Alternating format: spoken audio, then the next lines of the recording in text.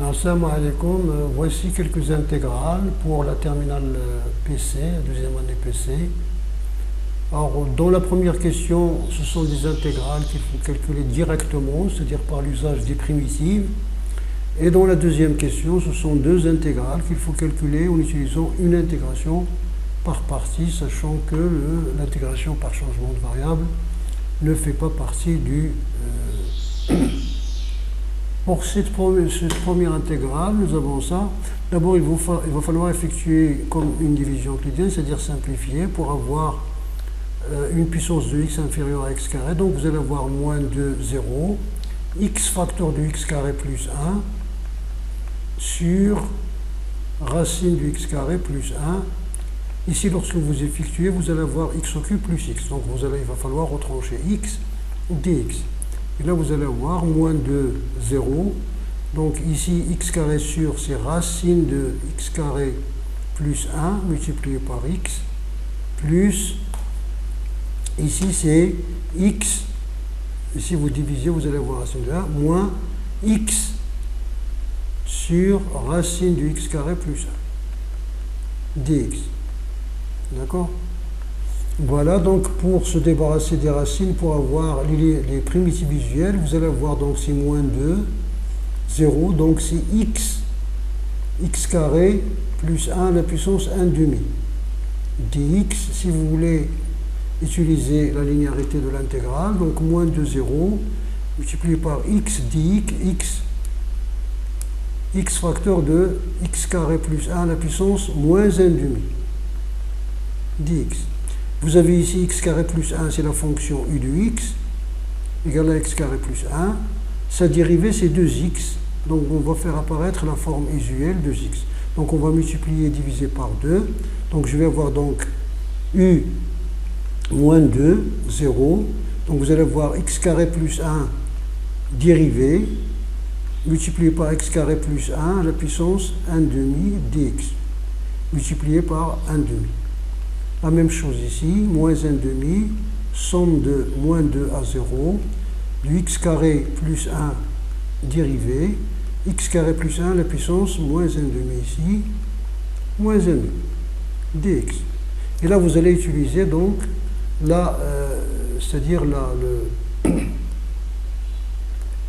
vous allez utiliser la primitive visuelle, la primitive de u' à la puissance n. Sa primitive, c'est 1 sur n plus 1, u à la puissance n plus 1. Donc ça, c'est la primitive. Donc on va utiliser ça. Donc est égal. Donc on va laisser 1 demi de côté. Donc je vais avoir ici 1 demi plus 1. Vous faites 1 plus 2, c'est 3. 1 plus 2. 3 demi, vous écrivez ici 2 tiers. X carré plus 1 à la puissance 3 demi. Entre moins 2 et 0. Moins 1 demi, ici vous allez voir, moins 1 demi plus 1, c'est 1 demi. En divisant, donc multiplié par 1 demi, en inversant, c'est 2, x carré plus 1 à la puissance 1 demi. La même chose entre moins 2 et 0. Et vous effectuez donc le calcul, ça va vous donner. Donc voici le calcul effectué, donc vous avez entre les bornes. Voilà donc, et vous avez ce résultat-là. D'accord. Alors pour ceux d'entre vous qui seraient tentés par un changement de variable, si vous passez des concours, vous posez t égale racine du x carré plus 1, donc vous en déduisez tout simplement x carré égale à t moins 1, et puis vous cherchez la variable d'intégration, c'est-à-dire vous dérivez les deux membres. D'un côté ici la dérivée de t c'est dt, comme vous voyez en physique. Et la dérivée de racine carré de x carré plus 1, c'est x carré plus 1 dérivé sur 2 racines de x carré plus 1 dx. Ici, donc, ça va vous donner x sur racine de x carré plus 1 dx. Donc, vous avez votre intervalle I1 qui est égal à la somme de moins 2 à 0. Vous l'écrivez comme ça. X carré multiplié par x sur racine du x carré plus 1 dx. Et tout ce bloc-là, c'est dt. Donc vous allez voir, c'est l'intégrale, x carré c'est t carré moins 1 dt. Maintenant, il vous faut passer à d'autres. Si vous voulez chercher comme ça, vous cherchez la primitive, puis revenez à x et remplacez avec les anciennes bornes. Sinon, vous changez les bornes. Vous dites, lorsque x égale à moins 2, je le remplace ici, j'obtiens racine de 5. Si x égale à 0, je le remplace ici, j'obtiens 1. Et ça, c'est une fonction polynôme. Donc, c'est 1 tiers de t au cube, donc qui est simple, moins t, le tout entre racine de 5 et 1. Est égal à combien? Est égal donc, pour 1, vous allez avoir 1 tiers moins 1, c'est moins 2 tiers, moins, pour racine de 5, vous allez avoir racine de 5, c'est 5 tiers, racine de 5, c'est-à-dire parce que racine de 5 au carré, c'est 5, moins racine de 5, c'est-à-dire moins racine de 5, c'est 3 tiers racine de 5. Donc ça va nous donner, donc 5 tiers moins 3 tiers, c'est 2 tiers, donc c'est moins 2 tiers, moins 2 racine de 5 sur 3, bien sûr qui est le résultat que nous avons déjà trouvé. Alors pour cette intégrale, dans le cadre de votre programme de PC, on vous donne ici généralement juste un nombre, c'est-à-dire une constante ou une fonction du premier degré, c'est-à-dire un polynôme du premier degré à la limite. Ici, ça dépend des solutions de l'équation d'en bas, c'est-à-dire ça dépend de delta. Alors si delta est supérieur strictement à 0, vous avez ln de... Vous avez deux solutions. Donc vous allez avoir ln de x moins alpha sur x moins bêta, par exemple, x moins alpha sur x moins bêta sur x moins alpha. Alpha et bêta sont les solutions. Si vous avez delta égale à 0, vous allez avoir une primitive du type 1 sur u carré, k sur u carré. U carré, c'est x moins b sur a. Vous allez avoir ici x moins b sur 2a au carré. Et k, et vous avez ici a va rentrer dans k. C'est très bien, donc vous avez ici, ça vous connaissez, lui faire la primitive visuelle. Si delta est inférieur strictement à 0, c'est en dehors du cadre de votre programme, et on a donné quand même une année dans médecine, pour les PC, c'est une arctangente. C'est facile, on peut le voir dans un autre exemple. Très bien, donc qu'est-ce que vous allez faire? Vous allez tout simplement, vous avez ici deux solutions qui sont particulières, donc qui sont 1 plus 2, 3 moins 3, c'est 0, et 2. Les solutions sont 2. Donc vous allez avoir 2 dx sur les deux solutions, on va les factoriser, x moins 2, facteur de x moins 1. Et après vous allez développer, donc si vous allez avoir ici l'intégrale 3 à 5, vous commencez dans votre voyant en écrivant ça. X moins 2 moins x moins 1. Vous écrivez comme ça. Et puis vous arrangez. Vous faites l'arrangement pour avoir. Vous dites, si je fais le dénominateur, comment est-ce que je vais avoir? Je vais avoir x moins 1 ici, moins x moins 2 ici. X s'en va avec x, il va me rester combien? Donc il va me rester ici moins 1 plus 2, c'est-à-dire 1. Moi je n'ai pas 1 ici, j'ai 2, donc je vais mettre le 2 ici, et donc le compte est bon. Donc vous pouvez donc séparer, c'est-à-dire utiliser la linéarité de l'intervalle, de l'intégrale, pardon, dx sur x moins 2, moins somme 3 à 5 dx sur x moins 1. Et ceci vous donne donc, vous mettez 2 en facteur, donc vous allez avoir ici ln de x moins 2 moins ln de x moins 1. Et tout ça entre crochets, entre 3 et 5. D'accord? Donc est égal, si vous voulez ici, vous pouvez mettre donc égal à 2 ln de x moins 2, x moins 2, ln de la différence est égal à le ln du rapport, donc la différence des ln est égal à ln du rapport, et ça entre 3 et 5. Vous pouvez mettre avec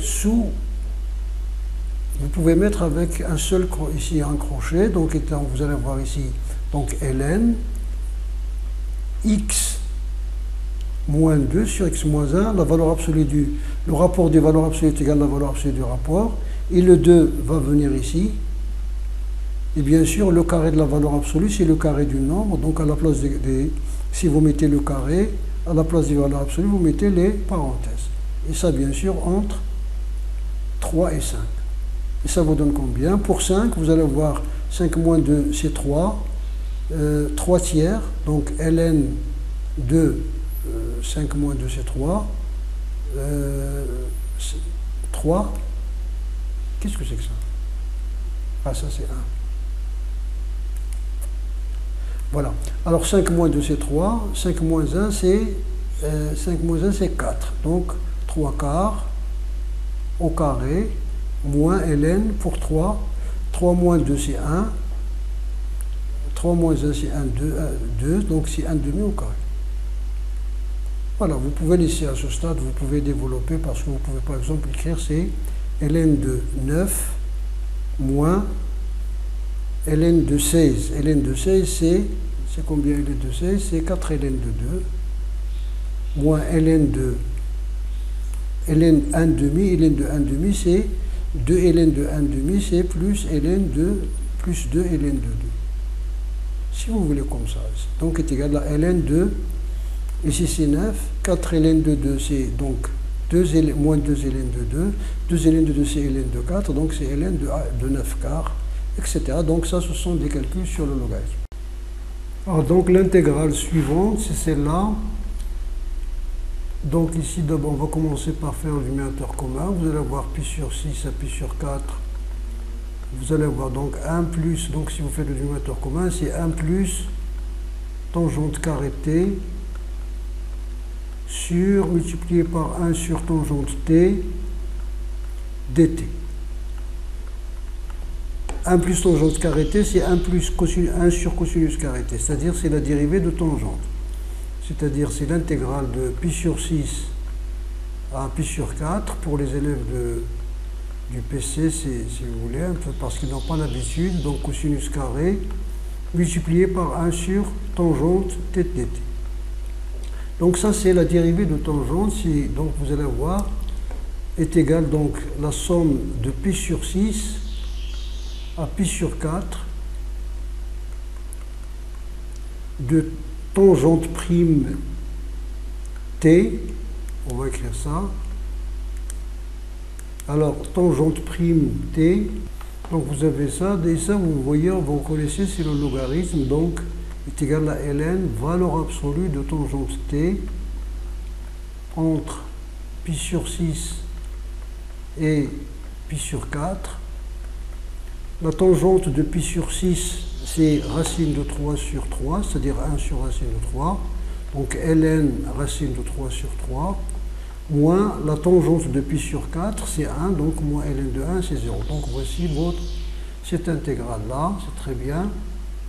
Alors lorsque vous avez l'intégrale d'une puissance impaire de sinus ou bien de cosinus, une puissance, je dis impaire, c'est-à-dire 5, 7, etc.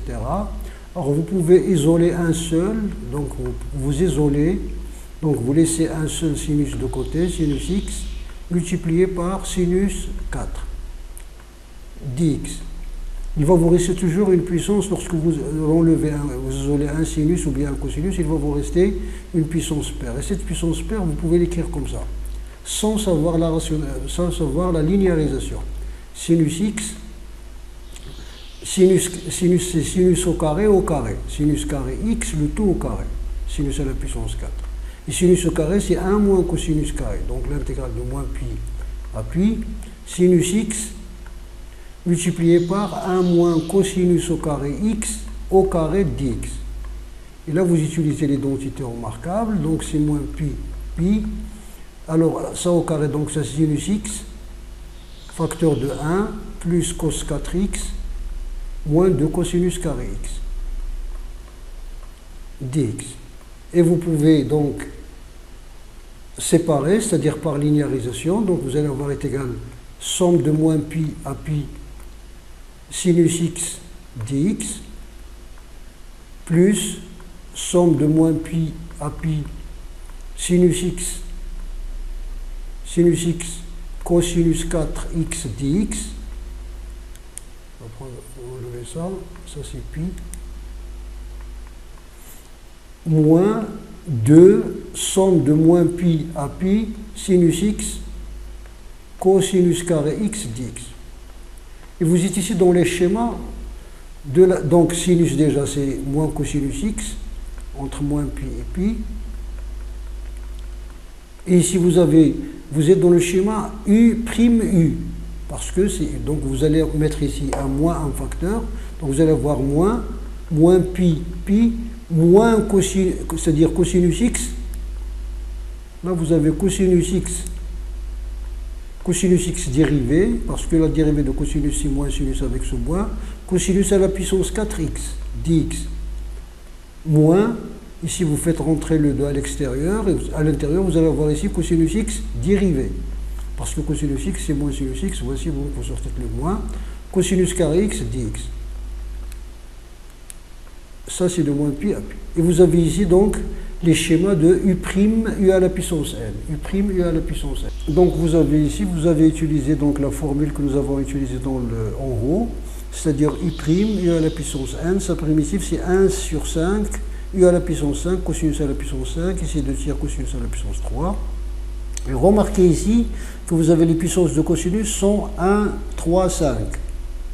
Ces puissances-là, vous avez cosinus à une puissance impaire de pi, c'est moins 1.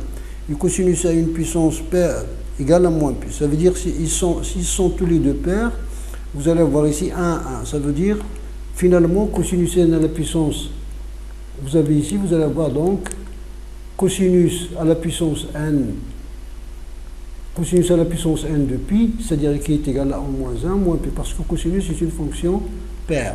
Donc ça vous donne 0. Donc on le sait déjà, si vous voulez, on le sait déjà, si une fonction, si f est paire, donc ça c'est le résultat. Donc au fait, ça c'est un résultat que nous avons vu dans le cours. Si f est une fonction qui est continue, qui est une fonction impaire, faites attention, fonction impaire, voici, donc c'est une fonction impaire, f est une fonction continue et impaire, par exemple sinus, x, etc. Sur moins 1, donc l'intervalle de f de x dx est toujours égal à 0, sans même le calculer. Si vous le trouvez dans le concours, par exemple, vous mettez directement est égal à 0. Pourquoi? Ça vient du fait que parce que la fonction est impaire, sa courbe est symétrique par rapport à l'origine, O.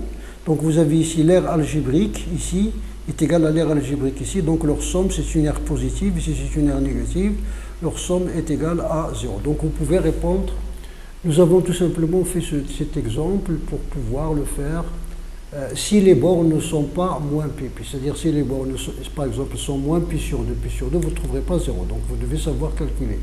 Si les bornes sont par exemple calculées de 0 à pi, si vous voulez calculer de 0 à pi, donc là le résultat sera différent de 0. Le résultat est égal à 0 dans un seul cas, lorsque, bon, on principe ici pour la parité, lorsque vous avez la fonction impaire. Très bien. Alors si vous voulez utiliser le changement de variable, si vous connaissez, donc la même chose, vous isolez un sinus, ou bien si vous avez sinus à la puissance 5 ou 7 ou n'importe quoi, vous allez ici isoler un cosinus si vous avez cosinus à la puissance 5, cosinus, etc.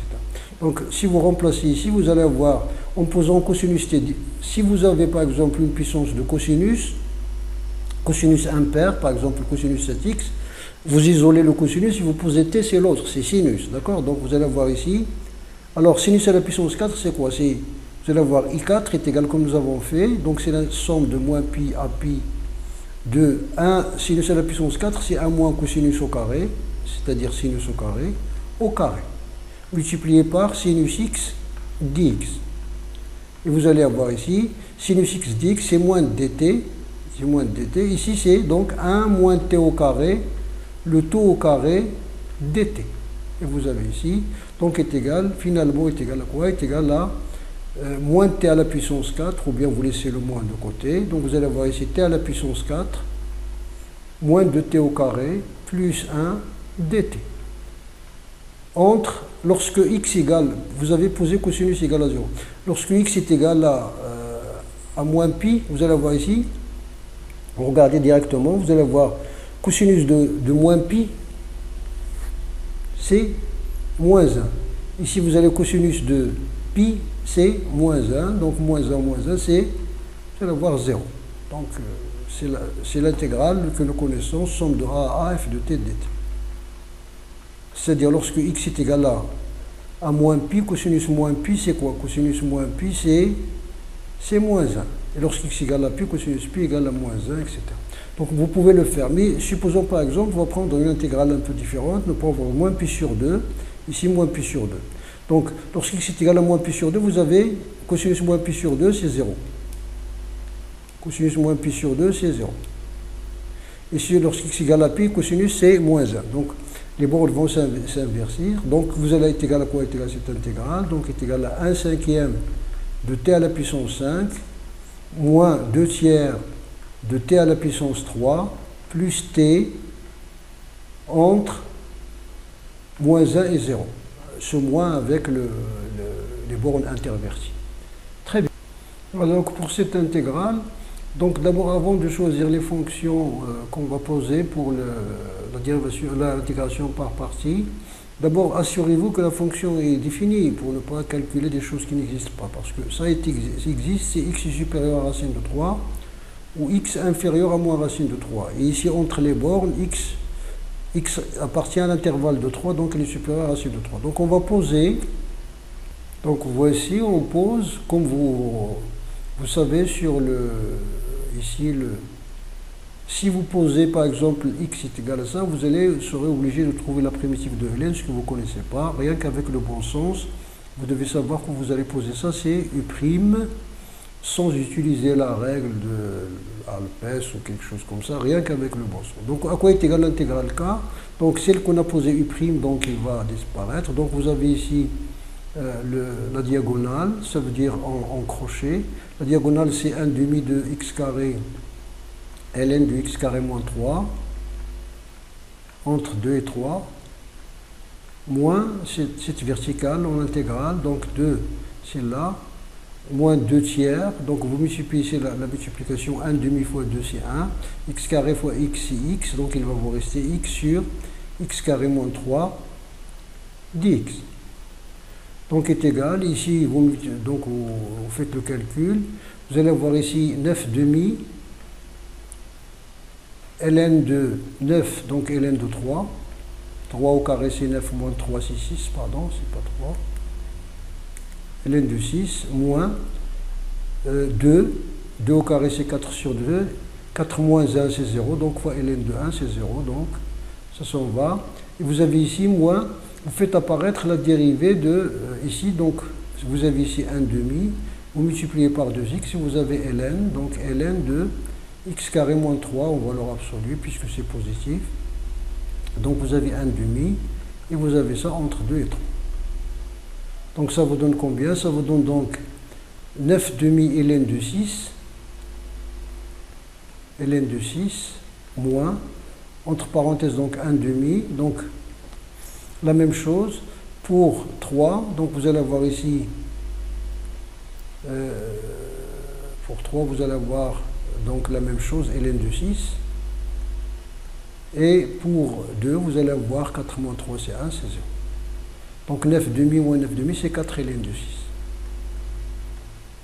9 sur 2 moins 1 sur 2, donc c'est 8 sur 2, c'est 9 ln de 6, c'est très bien.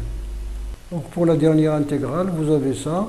Alors remarquez que la dérivée de l'exponentielle 1 sur t, c'est donc la dérivée de 1 sur, c'est moins 1 sur t carré. Donc on va faire apparaître cette dérivée-là. Donc nous avons ici moins, somme de 1 à 2, 1 sur t carré moins 1 sur t carré.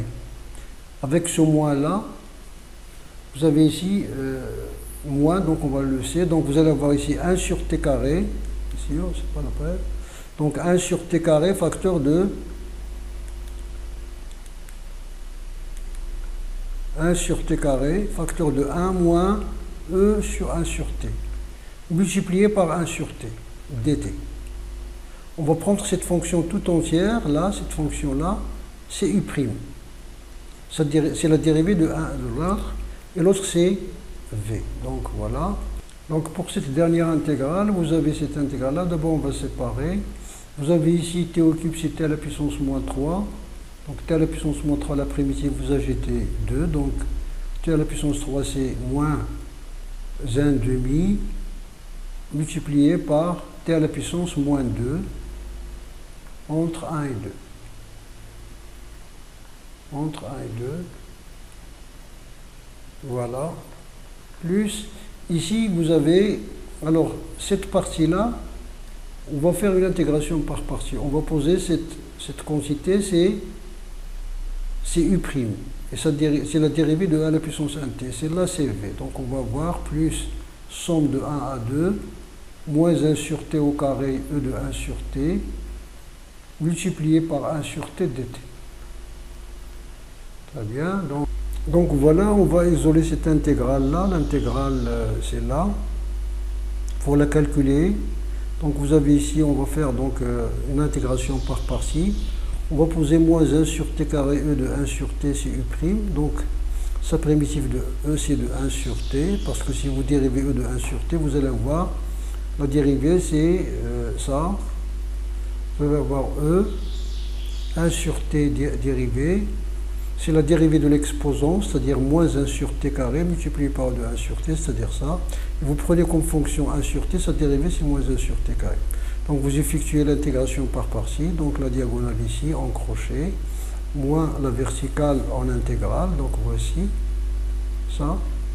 Vous allez avoir ça, ça c'est la dérivée, c'est exactement la dérivée de 1 sur t. Donc la primitive c'est de 1 sur t. Et vous mettez ça en facteur, donc vous allez avoir finalement g est égal à quoi? G est égal à moins 1 sur 2t carré, entre 1 et moins 1 sur 2t carré, voici, plus cette intégrale-là, l'intégrale, plus e de 1 sur t, plus e de 1 sur t, facteur de 1 sur t moins 1, le tout entre 1 et 2, et vous calculez ce résultat-là. Donc pour 1, 2, par exemple, ici vous allez avoir 4, donc ça va vous donner moins 1 huitième, plus racine de E, c'est-à-dire E à la puissance 1 demi. Ici, vous allez avoir 1 demi moins 1, c'est moins 1 demi. Moins 1 demi racine de E, moins, pour 1, vous allez avoir plus 1 demi. Et ici, pour 1, vous allez avoir 1 moins 1, c'est 0, et ça s'en va. Donc, vous trouvez ici le résultat, etc. C'est très bien. Merci pour ces intégrales, j'espère qu'ils vont vous intéresser. Bon, et j'espère aussi qu'on vous donne une question sur une intégrale au baccalauréat.